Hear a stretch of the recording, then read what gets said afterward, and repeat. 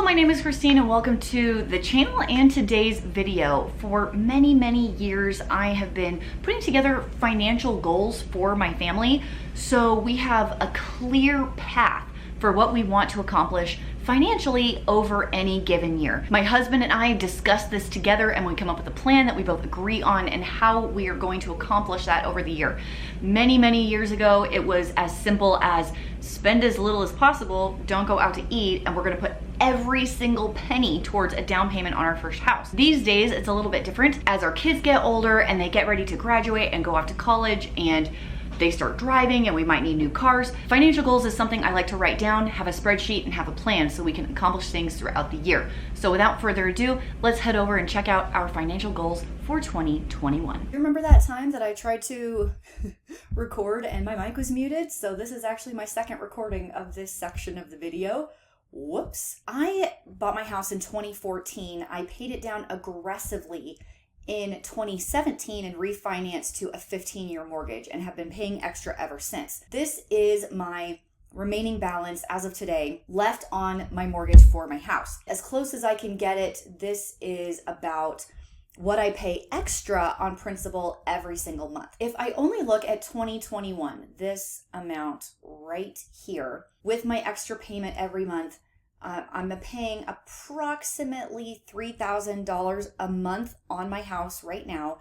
By the end of 2021, I will have paid it down $30,000. Depending on what day you pay your mortgage, this could go up or down by a couple of dollars because they calculate out your interest every day. So if I pay 1 month on the 25th versus on the 19th, it would be a couple of dollars difference. So this is just your mostly correct, but basically a general idea. As I've said in previous videos when I go over my house payoff, is that the main goal is to have my house totally paid off by the time my oldest kid leaves for college, 2023, I think. I stick at this rate, I will be about there based on my calculations and on this spreadsheet. A misconception that I get sometimes is that I'm paying off my house early at the expense of investing and retirement savings, and that is incorrect. If I had to pick one or the other at this point, I would definitely pick investing and not house payoff, because my interest rate, even at 3.25, is very low for a 15-year, although right now you could get as low as probably 2.2. It is so competitive right now, it's amazing. The only reason I'm not doing that now is because I'm planning on paying it off so quickly, and the closing cost break-even point would not make sense in my case. Like with the amount of interest I would save, it's so minimal. The way it would make sense is if I refinance and then just let it run its course, which is not what I'm planning on doing. But if you have a mortgage that's anywhere above 4%, you need to refinance right now because it is the lowest I have ever seen in my life. And the amount of interest that you can save over the long term is really fascinating. So if I scroll down a little bit, I go through 2022 and I'm into 2023 down here at the bottom. Haley graduates high school right here, May of 2023. And if I do nothing different and just stick with the program for the next 2.5 years, I will have about $11,000 left on my mortgage. I could just take $11,000 from my emergency fund, throw it all at the house, and call it done and be finished. When she goes to college and moves out, I can then start cash flowing college move out expenses. Oh my gosh, what if she gets married? Hopefully not right away, but a couple of years after she moves out, we'll be able to pay for a wedding. And then I have my kids all move out like 2 years after each other. So Haley's gone, 2 years later, Andrew's gone, 2 years later, Tyler's gone. So by having the house paid off and finished, I have a lot more cash flow to work with for higher expense items like college or trade school or weddings or whatever. Sometimes when I look at the $3,000 a month that's going towards the house, I'm thinking, is this the best thing? And then I remind myself it's really only for 2 years and then we're done with this. So I'm trying to just be steady and stay the course for the next little while, even though it's definitely not fun. This is not like a Hawaii vacation kind of expense that I have, or new shoes or fancy TVs or anything like that. But in 2 years, I'm hoping I'll be really happy that I stuck with this. Tell me, are you guys pro house payoff early or no, let it run the full 30 years? I'd love to know your thoughts down below. Here are our 2021 goals that include like saving up over several months and then doing a big purchase or project or something like that. So this is a spreadsheet that I have just in Google Sheets that I'll probably make it more pretty and whatever. It's very simple spreadsheet to help me keep track of what I want to do every year. And this list kind of changes every year. So how it works is this, I write my goals like in this top line. Oops, not that one. This one. For example, I have a car replacement fund that we are doing right now. As I gain a couple more drivers in the house, we're kind of in the stage where every couple of years we'll probably buy a car. Haley is driving the RAV mostly. We're looking for an older-ish car for me to drive for a couple of years until Andrew gets his license, and then it will become his car for a couple of years until he moves out and goes to college. It will move down to Tyler. Of course, this is assuming no one gets in a wreck, but we are in the stage where every couple of years we'll be buying a car. And we're there right now. We have looked at a lot of things already. I feel like I've test driven quite a few things, and some of them I thought I would like and I ended up not liking. And I don't want to get something super, super nice because what I know about kids is they will most likely wreck it. And it's way better to wreck a $5,000 car instead of a $20,000 car. So I'm looking to save around $8,000. I'm not saying I'm going to spend $8,000. Right now, I do have $3,700 in this fund already. Every month, let's say I want to save another $300 for a couple of months. And then as you can see over here, this ending balance will show how much I have for this item. So by June, I should have, $5,500 for the car, or like maybe in January, I have an extra couple $100. So I do $600 in January or whatever. This way I can adjust it every single month and see my total balance over here at the end. If I end up buying a car in April for $4,000, I just put that in parentheses. So I've spent $4,000, boom. And now my ending balance reflects that expenditure. I wanted to just keep this going as a constant thing since I am going to have to do a new car every couple of years anyway. Maybe I want to do like $200 a month or whatever. I can always keep track of what I am doing. But since we are actively kind of like looking and saving for a car at the moment, this is what we have. Next down, Dave and I talked about setting up and maintaining a travel fund for always.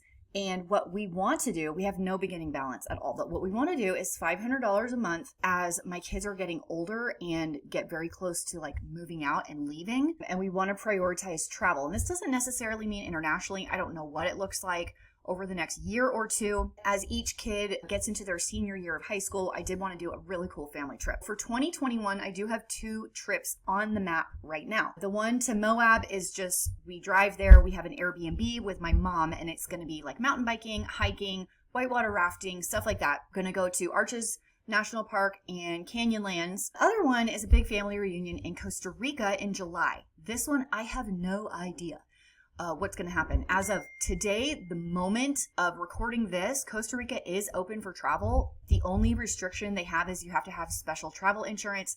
So if you have to stay there in case you're sick while you're there, you can quarantine in your location and your insurance will pay for your like housing for having to stay longer, basically. So the only cost we have truly is like paying for the whitewater rafting in Moab. And in Costa Rica, it's for plane tickets to get there. And I actually have a ton of airline points saved up. So I'm expecting to use all of those for this. So the Costa Rica trip should be fairly inexpensive. If I can stick to this goal of saving $500 a month for travel for my family, we might be able to do something really awesome in 2022. Let's talk mattresses. My mattress in my room is 12 years old. I don't know that it's hurting my back at the moment, but there are definite like divots where we sleep. And I know mattresses are really only supposed to last for about 10 years. And so Dave and I have discussed getting a new mattress in 2021. I don't even know what mattresses cost these days. I don't know what kind I want. I actually like our mattress a lot that we have. So what does this look like?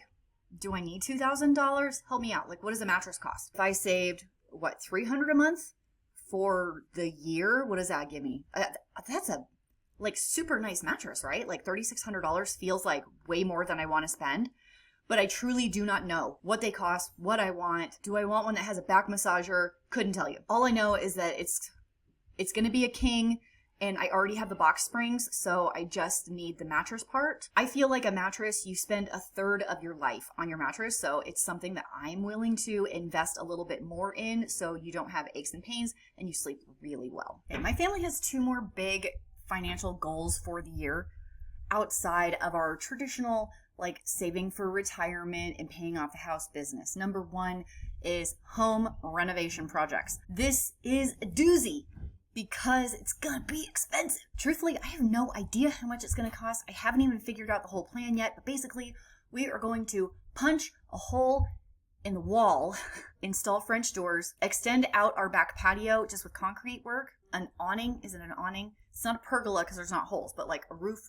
over part of the patio, and put in a hot tub. I haven't visualized exactly how that's going to work, but I'm guessing I'm going to need $15,000. Hopefully that's too much and I'll have some extra when it's all said and done. I'm starting with 0 balance. And what are the contributions going to look like for this? Oh, I don't know. I wanted to get it done in May. Oh my gosh, that's a lot of money. I don't even know. Like $4,000 a month. I mean, I guess I could take some out of savings. What if my beginning balance was $4,000, right? Okay, that's better. Whew. Woo. And then I have 5 months to save up the other 10,000. That's a lot of money. That's $2,000 a month, right? Ouch. I'm going to need some more subscribers on this channel if I'm going to be able to pay for that. That's about $14,000. So ideally, it will not cost this much. I just know that the hot tub itself is going to be like $4,000 or $5,000, which is going to be the bulk of it. I know the French door is going to be like $1,500. I know I'm going to have someone install it. The concrete work shouldn't be too bad. I don't think that's going to cost more than maybe $1,000, but I'm going to have to break down a whole budget on this and figure out what the heck I'm even doing. Last thing for the year is a rental property. And this technically isn't a personal goal. This is a business goal because my YouTube channels and Dave's channel and anything that I make via online goes into my company. I do have an S Corp company. Everything goes into that company. The company then pays me and pays Dave for the videos. So I actually don't get everything that the business makes because I keep money in there. I pay taxes out of the business. I keep retained earnings in there. And so the business, I would like to branch out into rental properties that the business will be owning. How much do I save for a down payment on a rental property? That is a great question, and it kind of depends on what it is, how expensive it is, and if I go in a partnership with someone that we know that is interested in going in on a partnership. So if I wanted to get a larger place and I only save $50,000 and I need $100,000, this other company is willing to go in together and invest the other 50. I don't know. What are good contributions for this? Like I said, this is not personal. This is business oriented. You know, if I just kept $3,000 every month we want to invest in stuff. So by the end of the year, I'd have $46,000. That's probably a pretty solid down payment on like a 4-plex or an 8-plex or something like that. I probably will not do very many single family homes. I'm more interested in multiple units. But if I can find a good deal on a single family, we might go that route. So we'll have to see. I'm interested to see what the housing market is going to do in 2021. I feel like things are really hot right now, and I also feel like I have lived through this time before. I was trying to buy a house in like 06, 07, 08. I watched the whole thing. So this is going to be interesting to watch. What is going to happen? I have no idea, but I also know that sometimes history repeats itself.